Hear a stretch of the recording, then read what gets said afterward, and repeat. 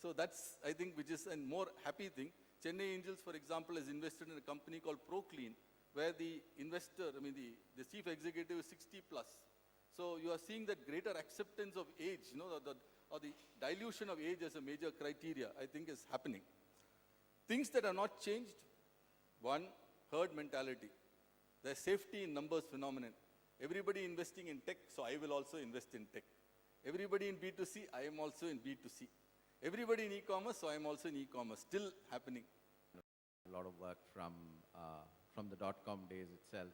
I mean, lots of funds were going and flying into dot-com days, service companies, and seen the life cycle of companies funded, companies existed, companies dying, companies being cleaned up, companies being liquidated, so we've seen it. So, where do I start?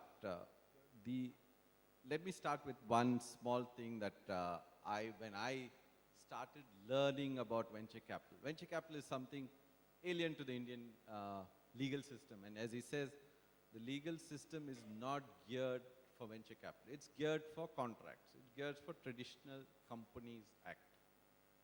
The whole process of who's an investor, who's a promoter, are not defined anywhere.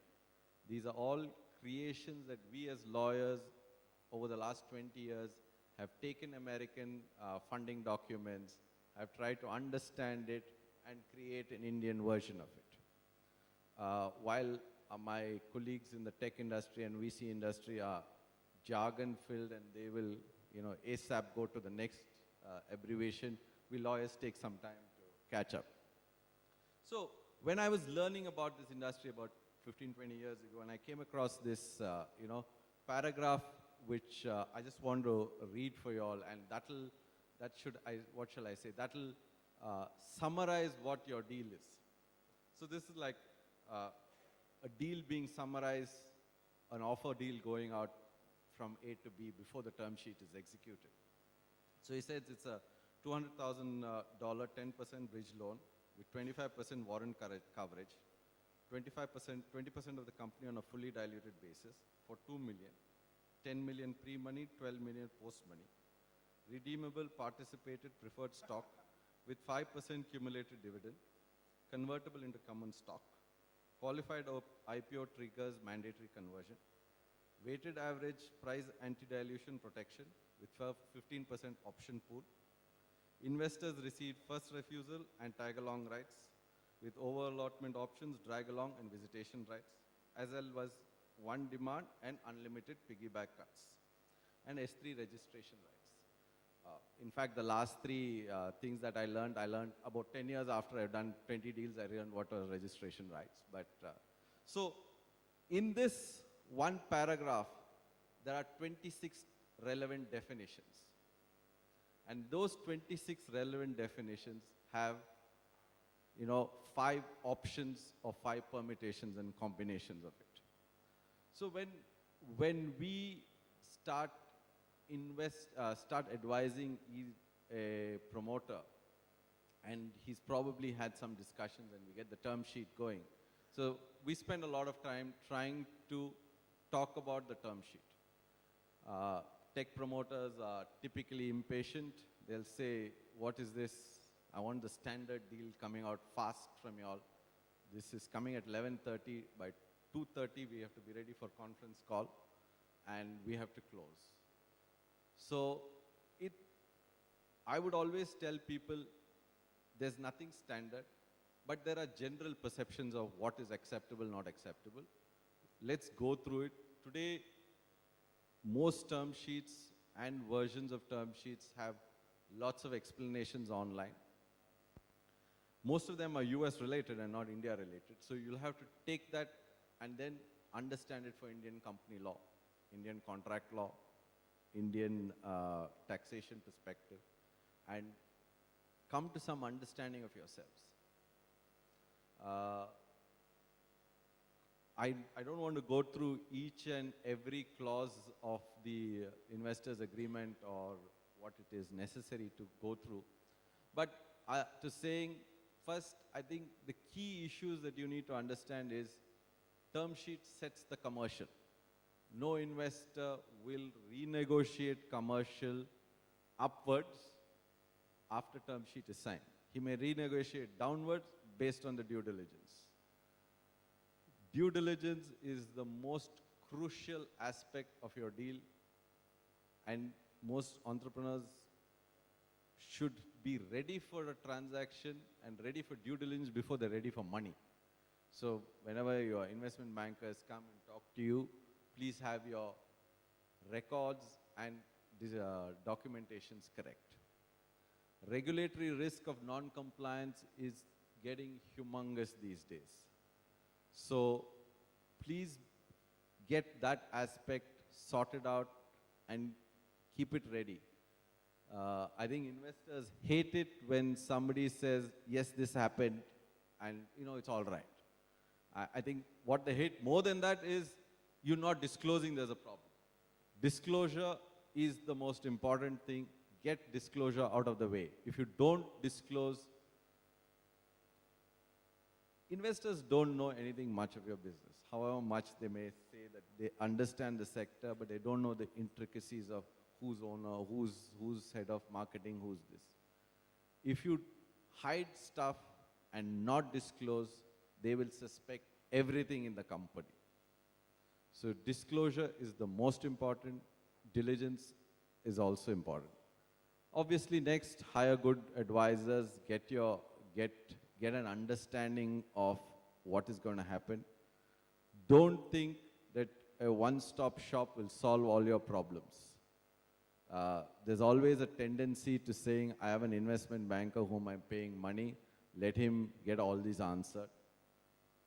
Take advice, tax, law, and be clear about what are the transactions that you're signing up to.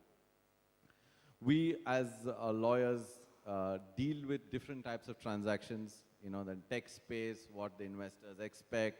In the last 4-5 years, we have had more in the non-tech space, especially control deals, true private equity coming on board where they're willing to take on management. We're seeing people who have operating partners on board and therefore may throw out the CEO.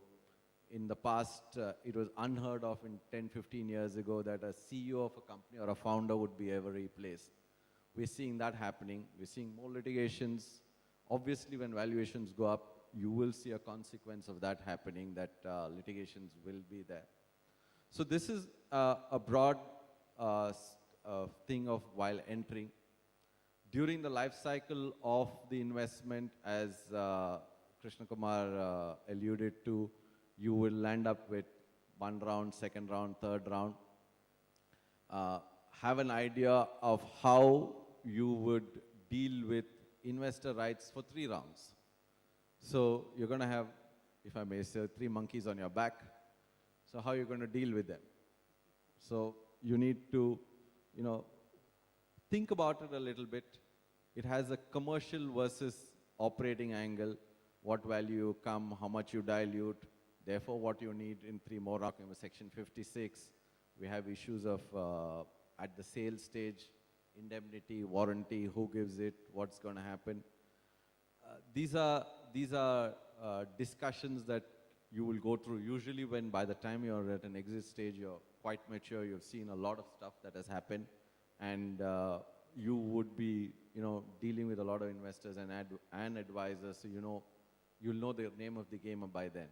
But the transaction risks of tax indemnities, tax conversations on indemnity, representations, warranties, especially at exit stage, are becoming quite long. Somebody was saying, 3 months deals get stuck on these issues. So these are things that will happen at on your life cycle. So this is broadly what I want to chat about. So more in a Q&A and a panel and discussions we can go forward.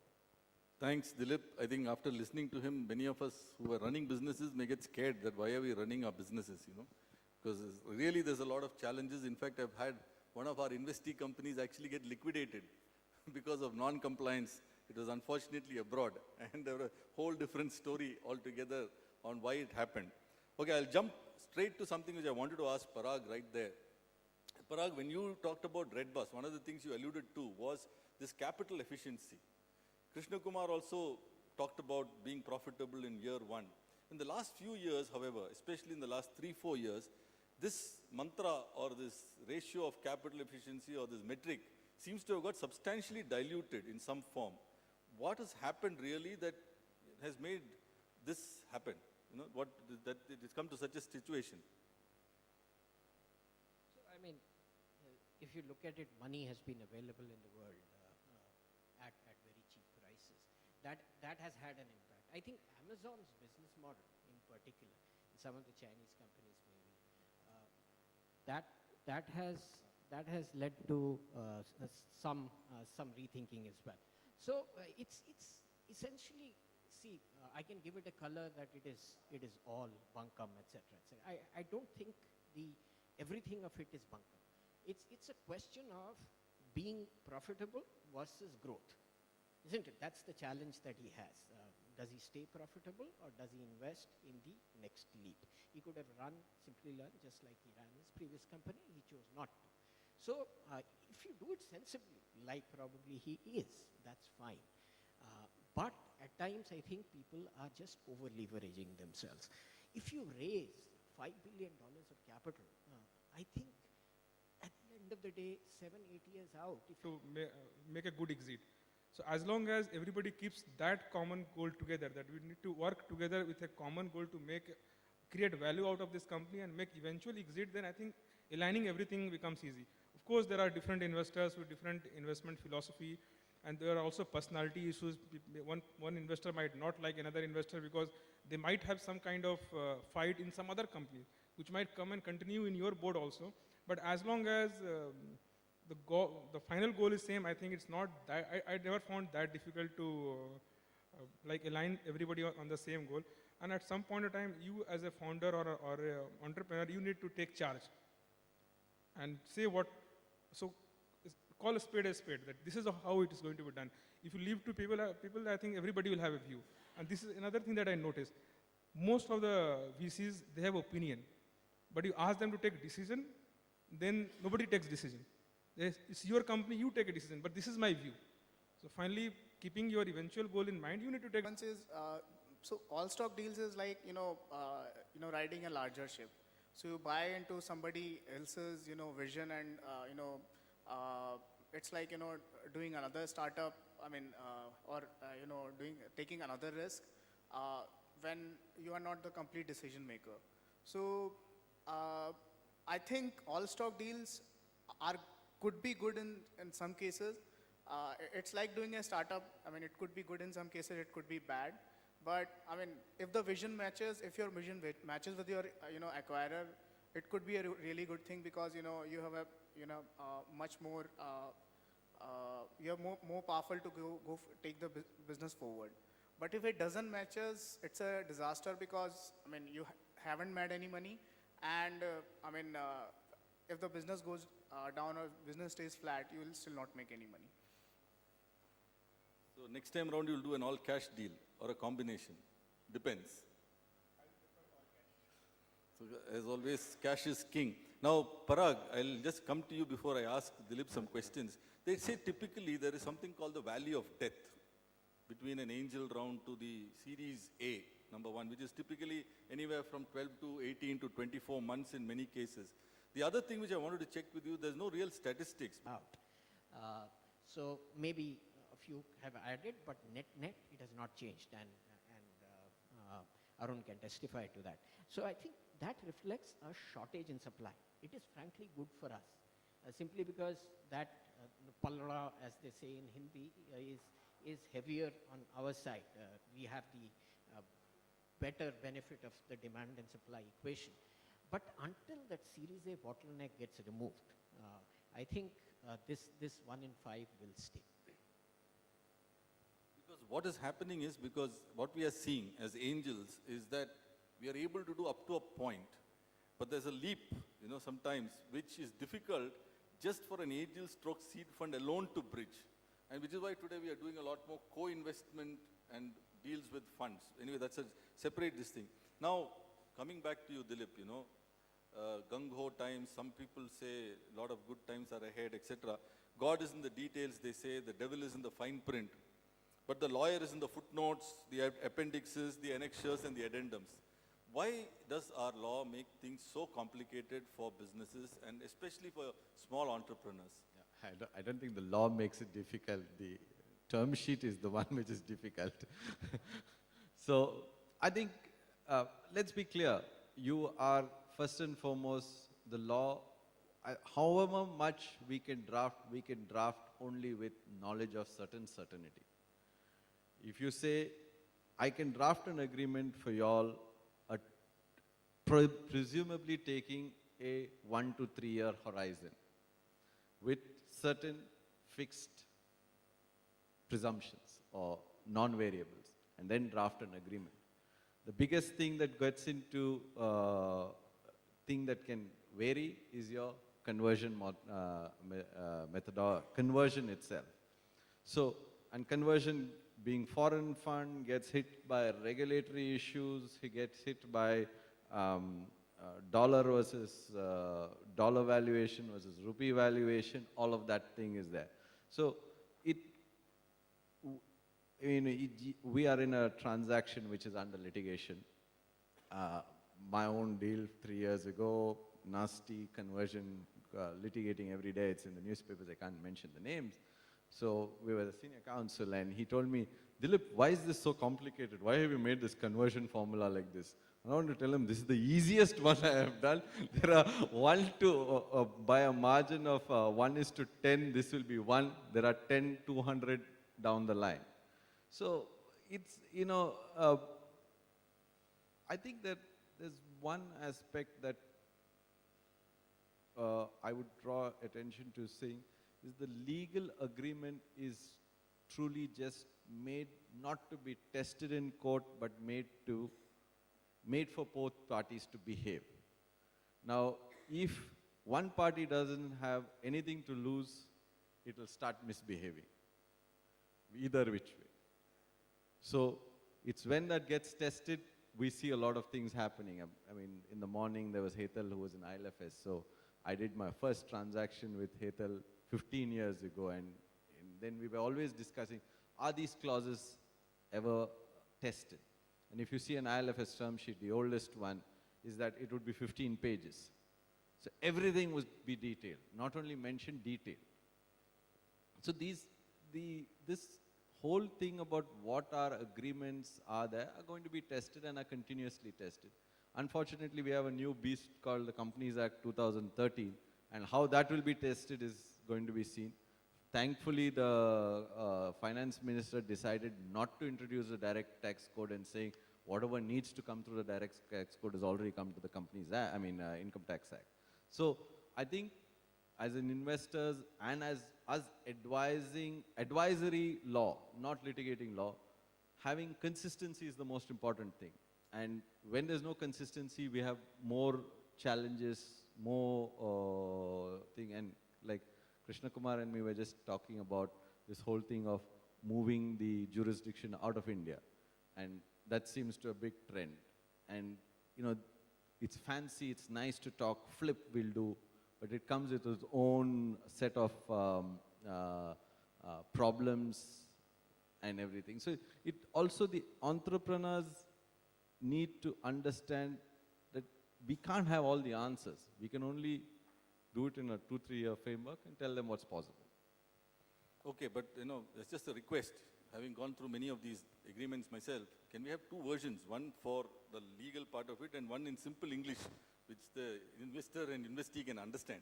Probably, a simple English movement in law might be a good idea. I think it is substantially become lesser. But, as I said, that every time that we get one of the clauses tested, it gets stronger. So you try to add a few more things in the next version. So we don't know where the challenges come from. I mean, law follows business. Both the entrepreneur and the investor will think of new ways to interpret it, and we have to cover it. Okay. Now I'm going to ask K. Krishna Kumar again. See, one of the challenges many people have is this usual thing about how much funds you need. Why exactly did you decide that I will take first 2 million from Kalari and then you moved on to getting it from Kalari and Helion and then you added Mayfield also into the mix. How did you do it, and did you do it all alone? How did you exactly do it? Just walk us through the process.